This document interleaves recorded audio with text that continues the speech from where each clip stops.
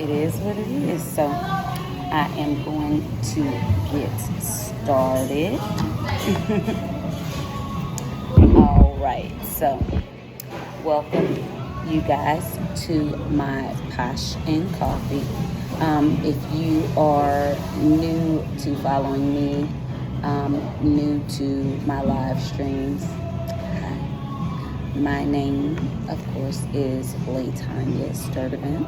My Poshmark handle is Laytanya90. So that's LaytonyA90. And I am a seller on Poshmark. I have been on Poshmark since 2012. And I have streamlined my business to where I have used it or created an additional source of monthly income. I make a couple $1,000s on Poshmark monthly, and I do that through selling new and used clothing, accessories, and home goods. I sell in all of the categories that are available to be sold on Poshmark. And yeah, so I am a Poshmark ambassador too. So that is why I had the opportunity to do Posh and Coffee. Once you hit ambassador status, you're able to do campaigns with the company. And I do campaigns monthly, but usually I'm on the back. I try to stay behind the scenes. Or do campaigns that don't require me to be live, because I have multiple businesses, as a lot of you guys know. So those take a lot out of, it takes a lot from me. But I did take time to do this because I did want to explain to people about a little more about what I do. So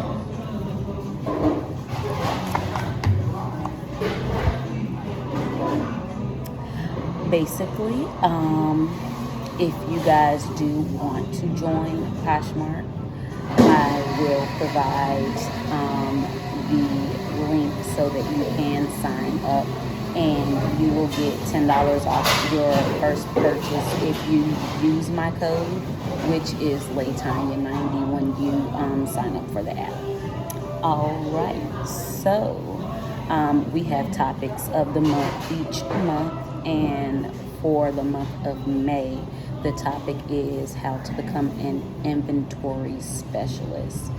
So, of course, maintaining your inventory is important, and keeping it organized. And sometimes it's definitely hard to keep inventory organized, especially when you have a lot of inventory and you are a top seller on the application. I have thousands of pieces of inventory. I have so much inventory that I probably have enough inventory to where I don't have to source anymore and can just list inventory daily for at least 6 months. I have that much inventory just put up. But yes, so basically what I'm going to do today is discuss tips and tricks on how to store your inventory through Poshmark, so that it is easier to be able to actually find your items once you receive an order. All right, so how do I store my inventory? I actually have 2 storage units that are not in my home. I live in a smaller townhome, and storage is very limited. So I do still store some inventory in my actual home. Not much, smaller pieces. Certain jewelry pieces are smaller clothing items. But again, I have 2 storage units that are off-site, and I actually have them on 2 separate sides of town. One of my units is about 20 to 30 minutes from my home, and the other unit is about, I want to say, it's less than 10 minutes from my home. It's actually across the street from my location currently. So I'm at this Starbucks often when I'm going to get ready or when I'm going to pull orders from that particular unit. So within my units, within my main unit, which is the one that is further away, I have the clear plastic bins that you use for item storage, the larger tote containers. So within those containers, I have a number system. So in that unit, I have them numbered, I believe, 1 through 5, and then I have some that are unnumbered. The clear ones, most of the clear ones are numbered unless they contain items such as belts or shoes or items like that. So the clothing items, once I list them on Poshmark, it gives you a section at the bottom where you're able to basically put in special notes to yourself. And excuse me, you guys, you're able to put in special notes to yourself within that section when you are creating a listing. And that's where I put where the item is located. All of my items are steamed upon photographing, and I package them in clear plastic bags that I get from Uline. And I'm a person that believes in sustainable businesses, so I also recycle when I receive bags from items on, let's say, items that I order from like Amazon, and they send them in the clear plastic bag with the zipper. I do recycle those, and I use those for my inventory as well.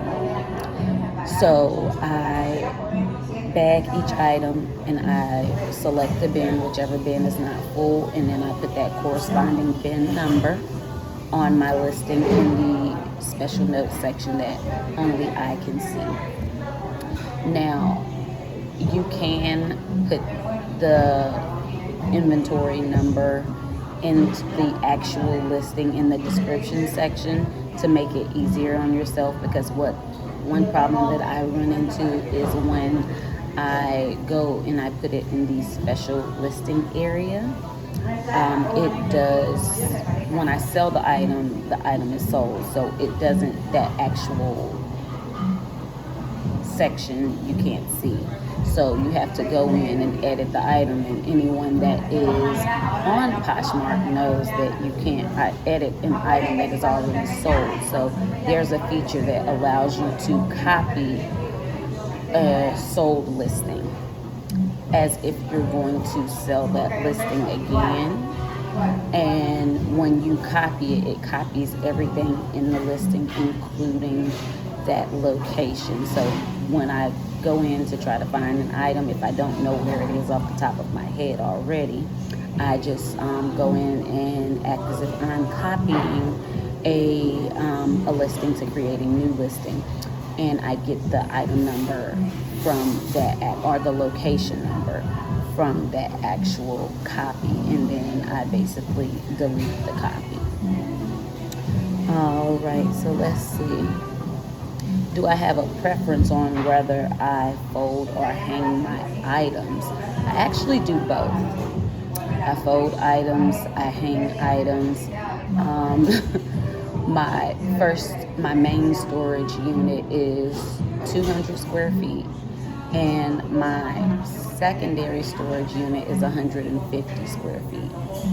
So I have systems in both. I have shelves, I have garment racks, I have, of course, bins, and I have it to where for smaller items like jewelry, I have bookshelves that I've placed inside the units. And on those bookshelves, I have smaller bins that fit perfectly into the bookshelves.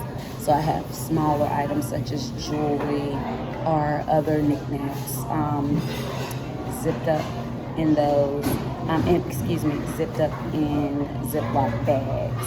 And then they're actually placed in those bins, so I know where to go to get that actual inventory. Now, when you fold inventory, it of course makes it perfect for packaging. So all you have to do is take that item and you put it in a whatever package you're sending it off to. It's already folded neatly, and you put your label on and you ship it off. Now, items that are bigger, such as coats, or items that require special packaging, I tend to hang those items, or I store them on top of one of my shelving units within my storage facilities. So basically, when it comes to that, or if it's an item that is a higher dollar item. So for my high dollar items, I do record myself packaging the item, and that's to protect me from chargebacks or protect me from disputes. So I do a video recording, and of course it provides content for my social media platforms and showing you guys exactly what I do. Alright, so I basically, for items that cost over, I want to say $50, and my items range on Poshmark, where the lowest item that I have listed is, I want to say, about $15, maybe even $10. Good, definitely take notes. Make sure you take notes. And for my video recording, I am on Facebook Live as well. So basically, where was I? Sorry, brain freeze. Oh, recording the items. So I have items on Poshmark, that range from $10 being the lowest, I want to say, because Poshmark does make it to where you have to have items listed for $10 or more. So $10 is the least amount of something on my Poshmark platform, and the highest dollar price item that I have right now, I want to say close to $300, if I'm not mistaken. I've had some items that have sold, some $1,500 items. I've had $700 items. It depends on the actual item. So let's see. So we kind of touched on the subject of how I organize my inventory. Again, it's through bins, it's through hanging items. And one thing that I like to take advantage of when I'm at home, for the items that I keep at my home, because I make a lot of jewelry, accessories. I make a lot of items and sell them on Poshmark as well. I use resin, I use beading, I use metal, I use cords, I use a lot of different media to make items to sell on Poshmark. And I actually I go to Walmart and purchase the clear shoe, over-the-door shoe organizers.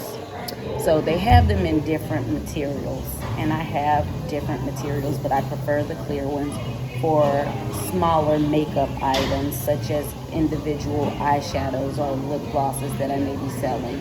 I do sell hair bows, barrettes, headbands, and things like that on the platform as well. And I sell a lot of my handmade jewelry and jewelry that I source from different locations and different vendors, different stores. If it's something that I purchase for myself and there's a no return policy, I'll sell it. So I put those items in the hanging over the door shoe organizer. I don't hang those with those pockets. I don't hang those over the door with the inventory. I actually use thumbtacks and I tack them to the wall. And it's pretty sturdy because the items that I'm placing in aren't heavy. I actually do sell Bath and Body products on the application as well. And I tend to put those in there, or either I will put them in plastic bins and store them at one of these storage units. And as a lot of you may know, Poshmark is not my only, it's not the only platform that I sell items on. But at this point in time, we're only going to talk about Poshmark. All right. So it says, do I have bins that are labeled for certain styles or brands? I wouldn't necessarily say certain styles or brands. I would say certain types of inventory. So I have a couple types of bins for shoes, depending on the shoes. I do children's shoes in a smaller bin. I do a lot of sandals and flats and dressy type shoes in a larger clear bin, as well as like a plastic foot locker. If you have a question about what that is, you can ask and I'll explain that in a little more detail what a foot locker is. But basically, I place shoes in those bins. If the shoe is brand new without a box, I do tend to take that shoe and I place it in, of course, the plastic bag, and I have wire shelves as well. They're like wired cube shelves. And I have shoes at the bottom, and then I actually take clutches, wallets, and other accessories like that, and I put those in those as well. A lot of my vintage bags will go in those on those wire shelves. And if the item is suede or something where color can transfer to another item, or if it bleeds, it definitely goes into a bag, depending on the material. A lot of my patent leather items go in bags because a lot of people don't know that depending on the color of the patent leather item, if it's a lighter color and it's touching a darker color item, or item that has an oil base, that color can transfer and it can destroy the item, as well as certain types of vinyls and plastic items. All right, so let's see. What's my inventory system? Do I add SKU numbers to my inventory? Use the listing SKU details, or use the listing SKU details when creating your listings. So that's what I was speaking about earlier, the section in the listing where you can actually break it down and put your location. It's called the listing SKU. So in the listing SKU section, that's where I tend to put where my inventory is located. I don't typically put it in the listing. I don't like to do it that way because it kind of takes the streamlining out of the process. It would probably be a lot easier if I were, but I don't like to see that location in the description or in my title, if that makes sense. I like to use that section to get in as many words as I possibly can describing that item, so it has an easier time being recognized for the keywords with Google Ads, so AdWords and different search for different search engines. Let's say somebody is looking for a leopard print Michael Kors shirt that is pink and brown. I make sure that I have that listed in my description so that it can be found. So you only get a certain amount of characters. I don't believe it tells you the amount of characters you get, but you only get a certain amount of characters per listing. So in that description. So I put everything I possibly can to describe that item to give it a better chance of actually getting found by someone who may not be on the application. Let's see. What additional tools do you use to manage your inventory? Do you use spreadsheets to help you stay organized? I don't use spreadsheets. I probably should, but I honestly do not have the time at all. I don't have the time to do spreadsheets, honestly, because as I stated, this is not my only business. This is just one of my sources of income, and as I said, I make a couple $1,000s a month on the application. But as far as how I keep up with my inventory, basically the application, they have areas where you can filter the inventory, and I should more than likely go in and put in descriptions and do this when I actually source inventory. And if I did, I wouldn't have as big of a death pile as I have now. And those that are resellers know that a death pile is items that you source that you haven't listed yet. And I am definitely a procrastinator when it comes to that. I hate taking photos of the items. I love to source the items. If you know something about me, you do know my first degree is fashion merchandising, retail marketing, and management. So that's my very first degree. So retail is pretty much something that I have a love-hate relationship with. My thing is the fashion. I'm a serial shopaholic, and not even necessarily for myself. I like the thrill of the hunt. I'm a treasure hunter per se.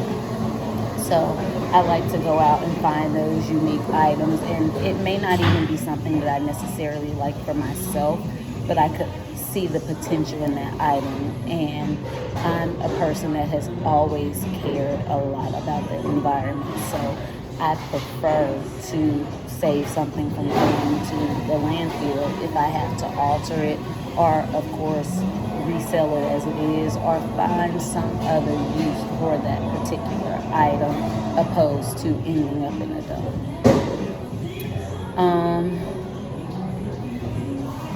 And then of course it's asking about the spreadsheets. So no, I don't use spreadsheets. But one thing that I do use, and that's the end of the questions, of course, from becoming an inventory specialist, but I want to go back and touch subject on some of the other items that I was speaking about. So I said that I hate listing the items. I hate taking photos of the items. If the item is brand new, I typically will find a stock photo of that particular item. And then I make sure typically to take a few pictures of the item as it looks in real life, so it wouldn't be any type of dispute about the condition of the item. And as I also stated, I do like to record myself packaging the item for shipping. So when I do that, I take the item out of the bag. I show all sides and angles of the item. If it's a pair of shoes, I show the inside. in the bottom of the item, and then I show myself placing it back in the bag. I show myself placing the item in the shipping box, shipping envelope, padded envelope, whatever I'm shipping that item in. I do record myself placing the item into that particular device, and I show myself sealing it for my own protection, because this is one of my businesses, and I do tend to spend a lot of money on inventory. One thing that I'm currently looking for to help streamline my business more is an actual assistant that can photograph and list my items. I have an assistant that currently goes in and shares my items, which is a godsend, because if I did not have that, my items would not get the reach that they do receive on the application. And one thing about Poshmark is shares matter. They definitely matter. So you can find assistants that share your items on applications such as Fiverr. Fiverr is one of my best, I use that application when I'm trying to source professionals or people that are just getting into businesses and I want a cost-efficient way to do something. I go through Fiverr. My assistant, I pay her, I believe, $40 every 2 weeks, if I'm not mistaken. And she goes in and she lists my items and makes sure that my items stay in the forefront of people on the app. So basically, if the item has been listed for, I believe, longer than 30 to 60 days, she does go in and she creates an entirely new listing for that item, because of course that item is stale at that point. It's stalled. There may be questions on the item, and typically if someone asks me questions, I do try to make sure I go in and I answer those questions to the best of my ability.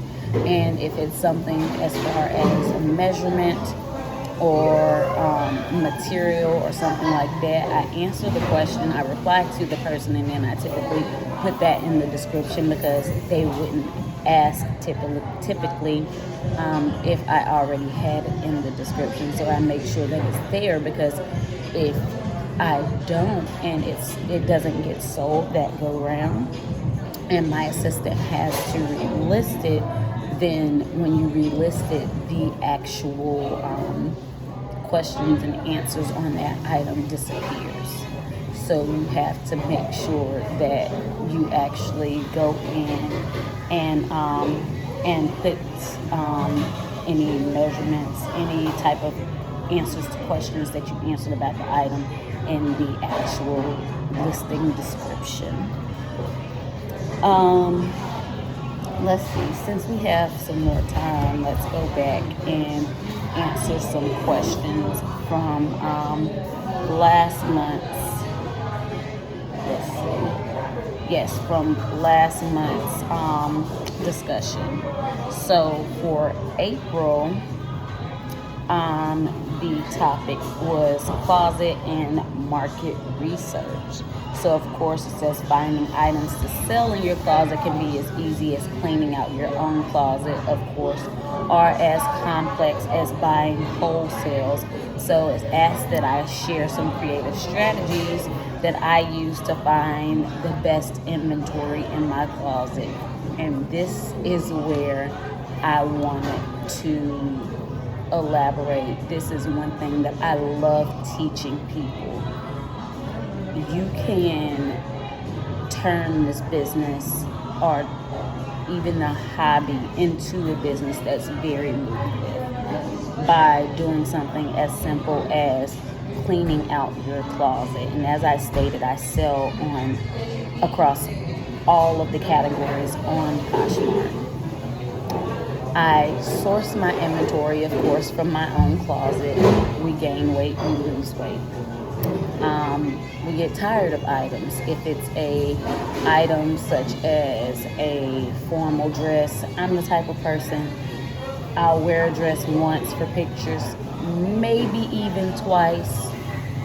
3 times is pushing it, but it depends on if I really like the item and if I can change it with accessories. After that third time, I list it. Depending on how unique the item is, I'll list it after I wear it the first time.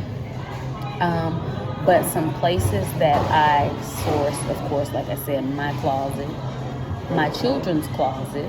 Anyone that knows me knows that I have 3 biological children and a bonus child, and they outgrow clothing quite fast.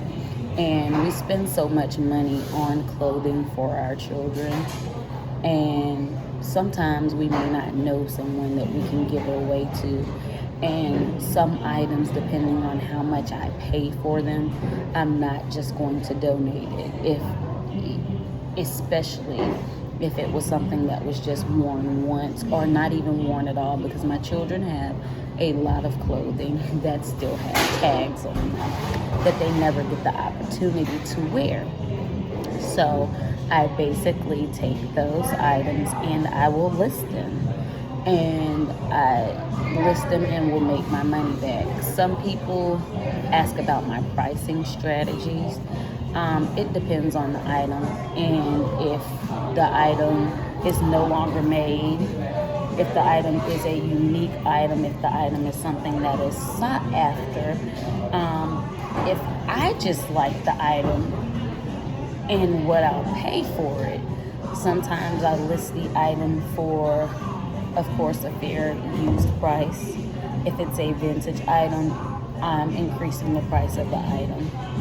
I'm definitely increasing the price of the item, especially if it's a unique vintage item. And even sometimes, if if I feel like the item should be worth more than what it's sold for, I'll mark that item up. And one thing that I like to do, I make offers to my likers on all of my items. So I like to try to, a lot of times I will offset the shipping discount that I provide to my likers within the price, so it gives wiggle room to make offers on the items. So typically the items in my closet are listed for higher so that I have room to make offers.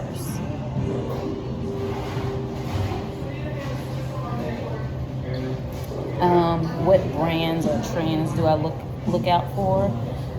As far as brands, I typically, in my closet, I do source a lot of higher end brands. If it's something that looks like it's very well made, even if I have never heard of it, I will go in and I will do that research right there in that store. And to go back and piggyback off of what I was saying before, I don't only source from my closet, of course.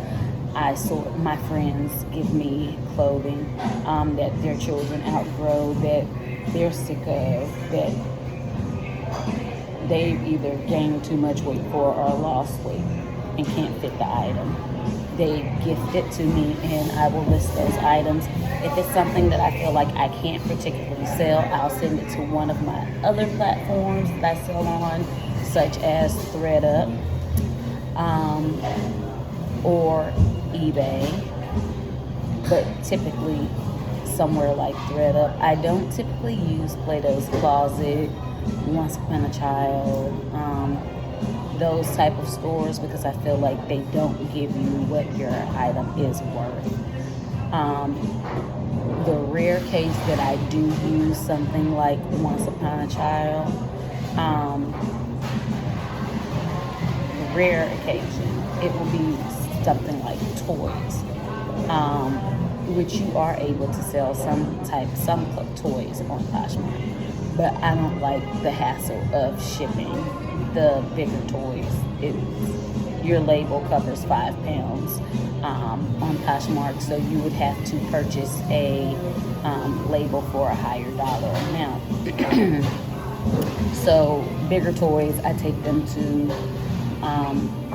Once Upon a Child, rare occasion, or I will donate them to the Value Village, of course, which is operated, or they donate for the National Kidney Foundation, which is a organization that is close to my heart. My mother actually has end-stage renal disease, which affects her kidneys. So just a little personal information to understand some of my motives for some of the places that I use.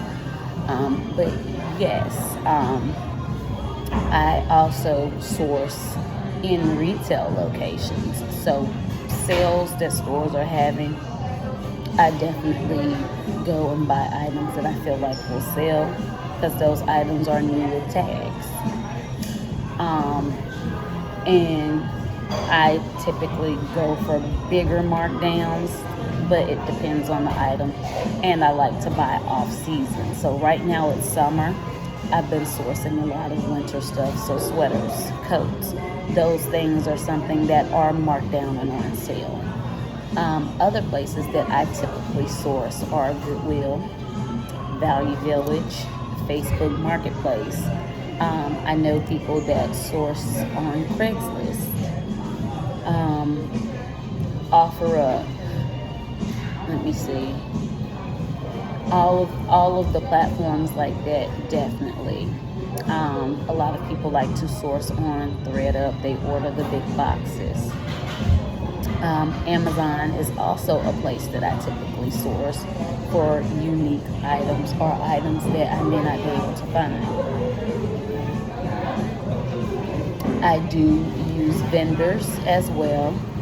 I find vendors on Alibaba or AliExpress. I use those vendors as well as other vending sites. I have a whole book full of vendors. If you guys want to know vendors that I use, vendors that I've vetted, vendors that have been proven tried and true and not scams. So I have that information, and I will be offering a vending course more than likely in the near future. Let's see some other items where I source my inventory. I want to say that's it, but I'm pretty sure it's not. I source from all different areas. When I go out of town to new locations, I try to make sure I have space to where I can go thrifting or treasure hunting. Oh, yard sales. Definitely use yard sales as well, because in estate sales, I have not used an estate sale yet. I have not been to one, but I do plan on finding an estate sale sometime in the near future.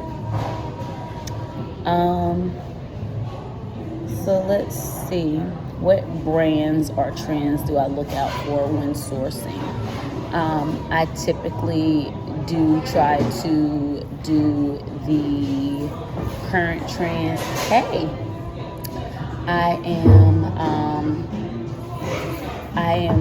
what, just had someone walk in. No. I am currently going over, we finished up May's agenda, I finished up May's agenda, so I am going back and doing April's agenda just to have some talking points so people can understand how the business works. So the talking point for April is closet and market research. The talking point for May was becoming an inventory specialist. So I was basically on the what brands or trends do you look out for when sourcing, and brands, as I was stating, I do typically do higher end brands. I try to find higher end brands, so are items that are well made. I also do a lot of trendy pieces. I definitely do a lot of classic pieces as well, because you have to have the classics, those ready to wear and professional work type of attire pieces. I do a lot of those. Um, let's see, how do I educate myself on brands, trends, and resale value? Social media, YouTube. I even go in and I will research. I go and look for, if it's a vintage item, I try to find what that item sold for. I I don't look at the sale price of the item. I look at the original retail price of the item. I look at when that item was rolled out. And I look at if the item is still current. If it's something that's current or if it's something that is classic, I price it accordingly to today's pricing strategy, to today's rates, basically.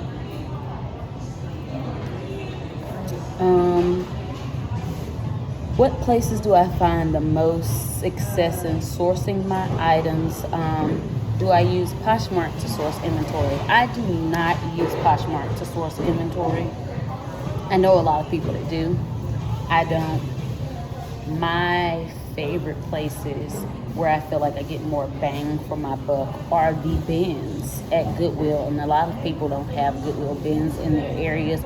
So then I would say use thrift stores to go ahead and get that inventory. Yard sales, you can definitely get the bang for your buck at yard sales, no doubt about it. And a lot of places that have the buy one, hold on one minute. You want to use, okay, sorry about that, but let me see, places that, retail stores that do the buy one, retail stores that do the buy one, get one. I love those. Or buy two, get one. This past winter break, I went into, I believe it was like Forever 21 or a store like that. And they had I believe, buy one, get one free sale. And I purchased all of their accessories. But it was only buy one, get one free on the sale items. So I purchased all of their accessories that they had in the stores. And when you do it that way, you can go on that store's website and actually get the stock picture, because it's the exact same item and it's new with tags on it. So I typically do it that way. And as I stated, I do like to take pictures of items that I get that are one-off. But if it's a bulk of the same item, I typically use the stock photos from the actual store location that I purchased the item. But yeah, Instagram has all the trends. YouTube has all of the trends, and following other resellers, going to events where there are other resellers present, and networking and talking to people, because sometimes it's not all about trends. Sometimes it's about those classic pieces and those wear to work pieces. And one thing that I've actually prided myself in is being able to volunteer in locations that are with businesses that help women to get back into the workforce, which is something that I actually I want to create an organization that helps out with that as well. So let's see. How do I calculate my profits when sourcing for my Poshmark business? That's something that I pride myself in. Excuse me. That's something I pride myself in. My profits, my profit loss. I don't typically source anything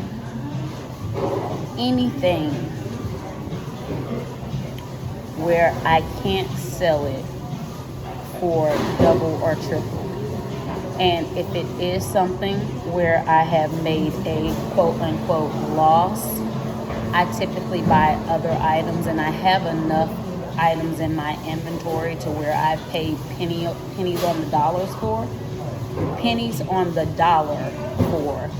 So losing money on an item to get it out of my inventory won't typically matter. I try not to pay more than $5 for something unless it's something that I can get a lot of money for.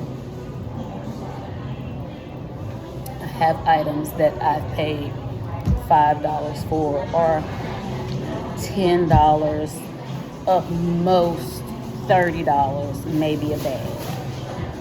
And I have taken that particular item that I spend that money for, and I mark it to where I can make 100 or more off that item, or somewhere in, I tip my average sale price, my average sale dollar amount on Poshmark, I want to say is about $45 to $50 average. So if I go to the Goodwill bins and I get a bulk of items and I pay $75, because the Goodwill bins here, I believe it's $1.59 a pound. So let's say I pay $70 for however many pounds that is. You guys can calculate it.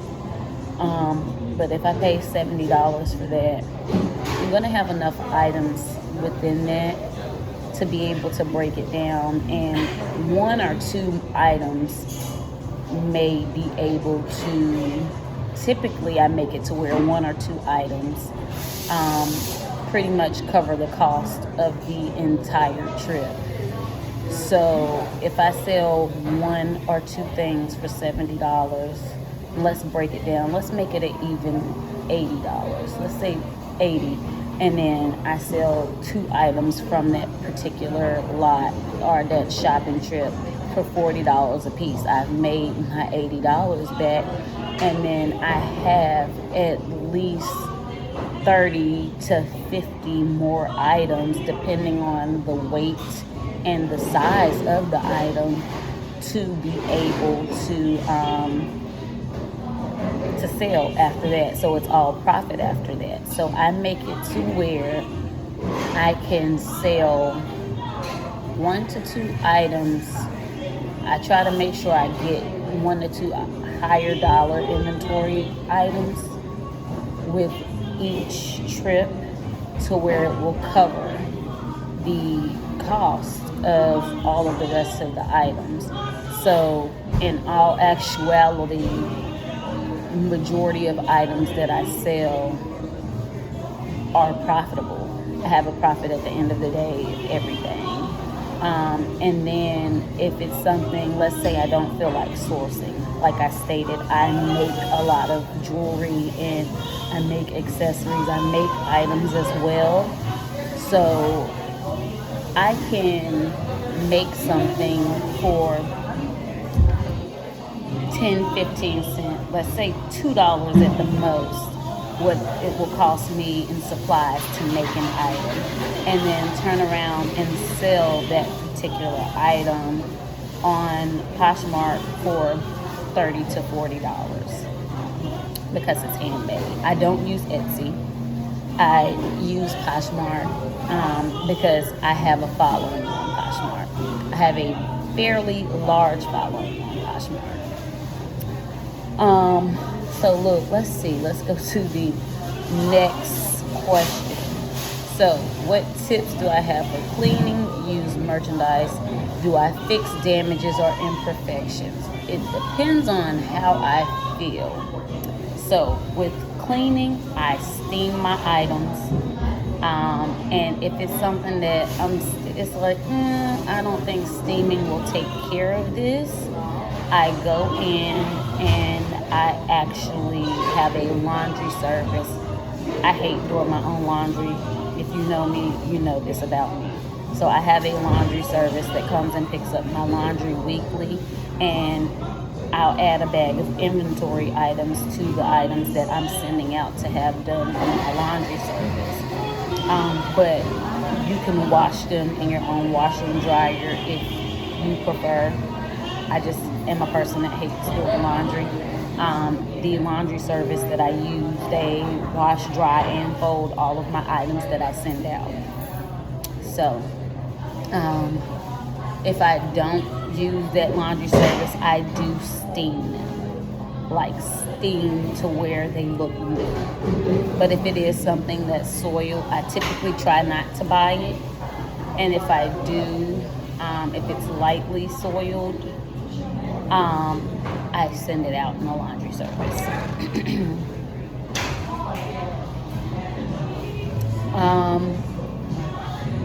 Do I fix damages and imperfections? I do, typically. Because if it's something that has damages or imperfections, then of course you are not going to be able to get top dollar. So I try to examine items, and if it's something to where I can't fix, I don't buy it.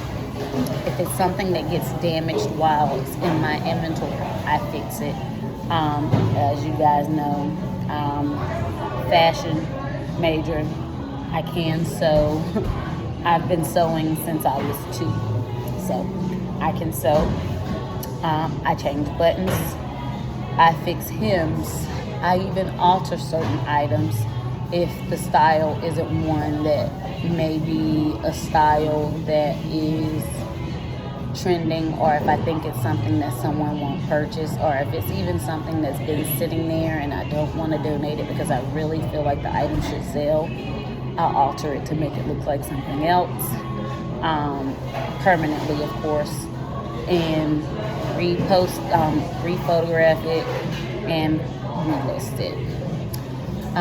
But yes, I change out buttons if it's something and it has a basic plastic button on it, a basic black, white, clear, whatever plastic button on it, and I feel like that item will look better and I can get more money for it by changing it to gold metal buttons.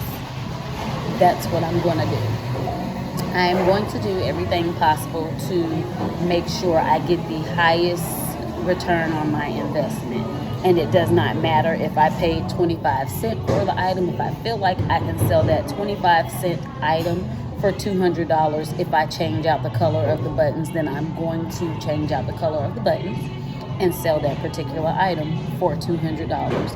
And a lot of people are like, oh, that's not something that can, it happens. I'm proof of it. I sell, like I said, thousands of dollars on Poshmark each month, and it comes from selling items that I may have paid 25 cents for and changed out the color of buttons and sold it for $200. So, or sold it for $50 or whatever. Let me see. Do I recommend having a closet full of specific merchandise or a variety of items? I feel like you should do a variety of items because I'm the type of person where I like to be able to reach a wide range of people. I have people, I sell men's, women's, children's, home goods. Like I said, I sell it all. I sell across all categories because if you are able to source those items, why not? And like I said, for me, shopping is like a treasure hunt. I like different things. I know about different items. If it's something that I will genuinely like, I'm going to buy it typically, and I'm going to list that item and reach a new customer. One thing that I can say is, like I said, I have multiple businesses. So one thing that I like to do when I am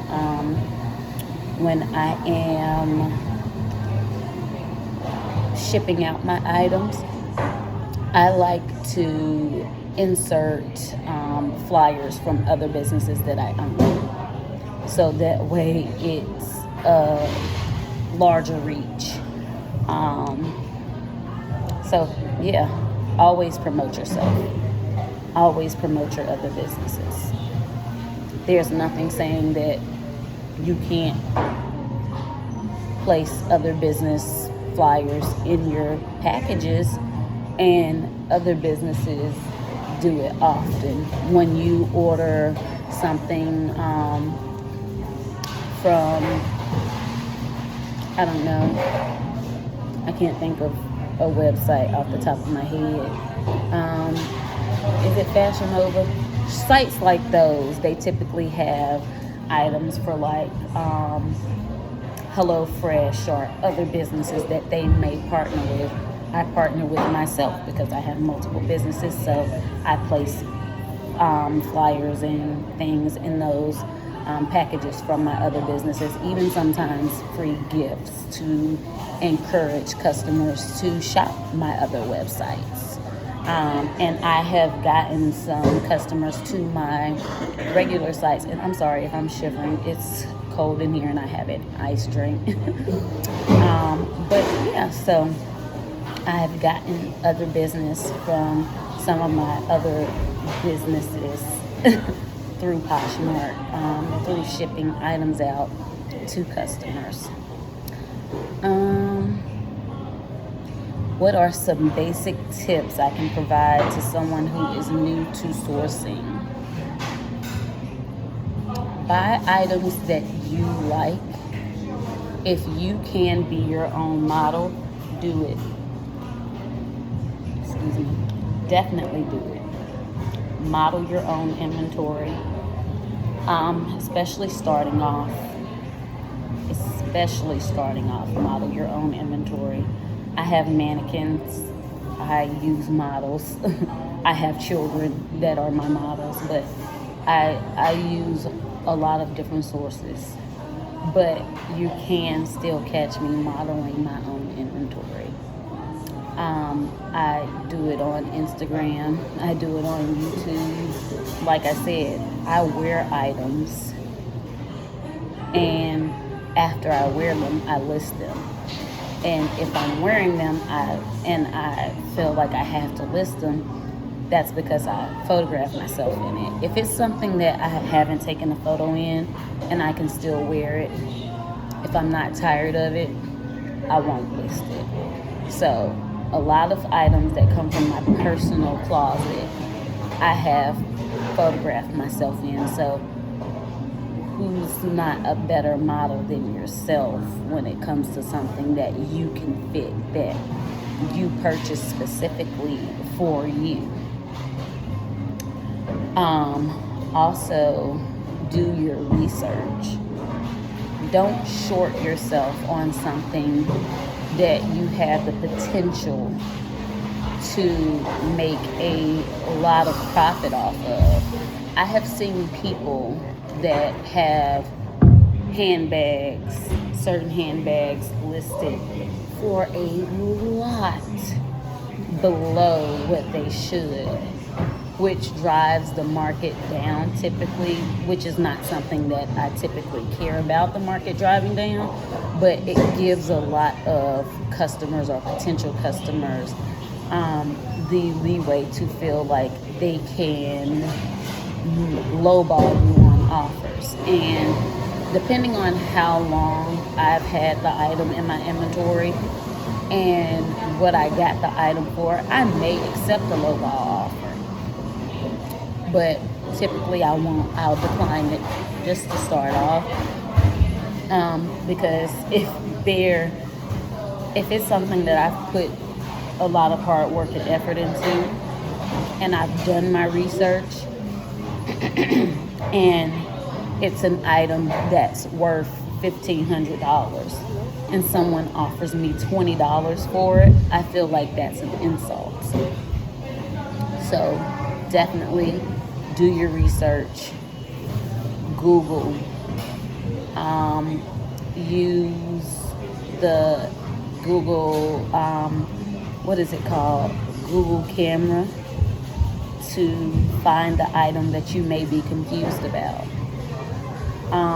Use keywords in Google to find the description of that item, to find something that, if not is the same item, something that is similar, preferably by the same brand, so that you have the ability to correctly price that particular item. Let me see, what other tips can I give to someone that is new at sourcing?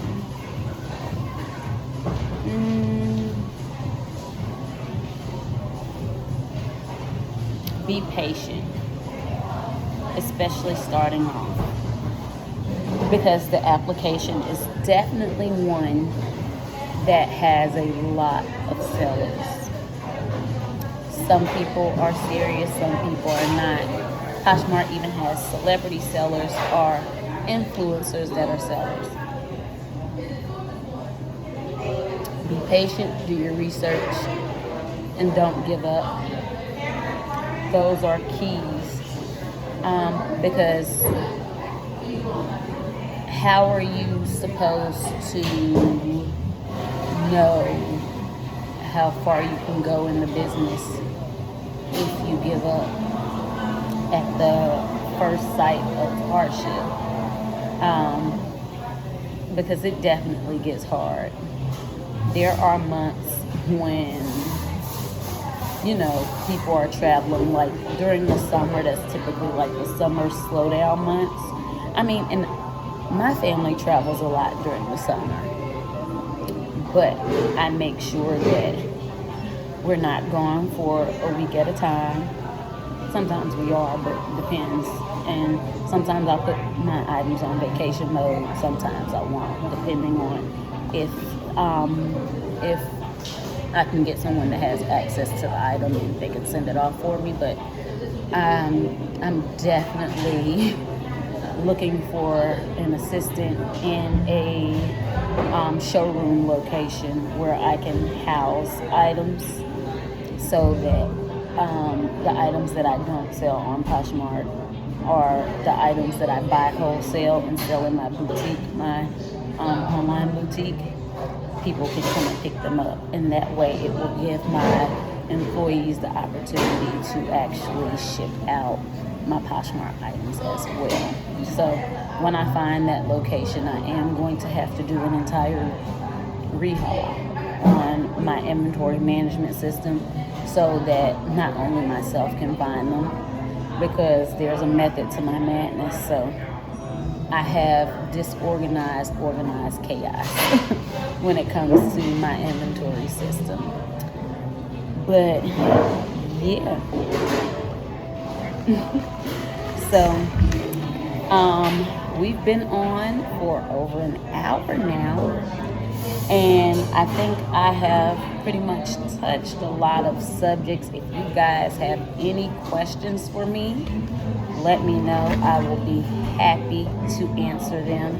If you are interested in that inventory list, let me know. If you want me to do classes on sourcing or classes on any of my businesses, not only Poshmark, let me know. I will make time. I'm, like I said, looking for an assistant, which will hopefully free up a lot more time for me to do a lot of the things that are my goals. But on that note, thank you guys for watching me.